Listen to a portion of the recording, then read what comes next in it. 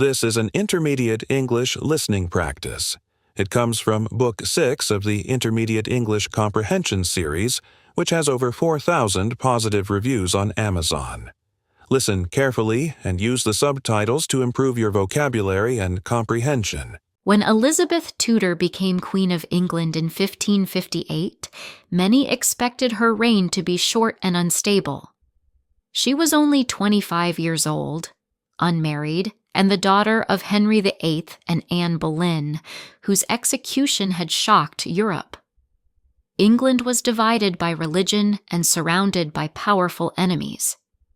Yet against every prediction, Elizabeth I ruled for 45 years and became one of the most iconic leaders in history. Her early life helps explain how she achieved this. After her mother was executed when Elizabeth was just 2 years old, the young princess was declared illegitimate and removed from the line of succession. She grew up quietly and was highly educated. As a teenager, she was questioned about a possible scandal involving her stepfather. Later, she was imprisoned in the Tower of London because her half-sister, Queen Mary I, feared Elizabeth might replace her. At the time, many believed she would be executed, yet Elizabeth remained calm and careful, famously writing that she was fearless of death. When she finally became queen, pressure immediately fell on her to marry. Foreign princes and powerful English courtiers hoped to gain power through her. However, it also risked placing England under foreign control or dragging the country into unwanted wars. Elizabeth chose diplomacy over romance. She encouraged suitors without ever accepting one, turning marriage into a political tool. By refusing to choose a husband, she protected her sovereignty. Her decision shocked Europe, but it allowed her to maintain her power and demonstrate that a woman could rule alone.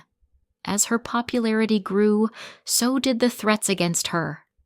The most serious came from her cousin, Mary, Queen of Scots, who many Catholics believed was the rightful ruler of England. Several plots were formed to remove Elizabeth and place Mary on the throne, forcing the English queen to act. For almost 20 years, Mary lived under Elizabeth's supervision. Elizabeth hesitated to punish her cousin, knowing that executing a fellow monarch upset many people. When yet another conspiracy was discovered, Elizabeth finally signed Mary's death warrant in 1587. Just 1 year later, Elizabeth faced a new challenge. In 1588, King Philip II of Spain sent a massive fleet, known as the Spanish Armada, to overthrow her and return Catholic rule. English ships defeated the Armada in one of the most famous naval victories in history. During the crisis, Elizabeth traveled to Tilbury to address her troops. Dressed in armor, she spoke with confidence and inspired her soldiers. Although her political achievements were remarkable, Elizabeth's personal life was often lonely. The plague repeatedly struck London, forcing her to move from palace to palace. She outlived many trusted advisors and lost Robert Dudley, the man she may have loved but could never marry. In her final years, she struggled with illness and the challenge of choosing the next monarch. However, Elizabeth's long reign brought stability, encouraged exploration and culture, and allowed writers like Shakespeare to flourish.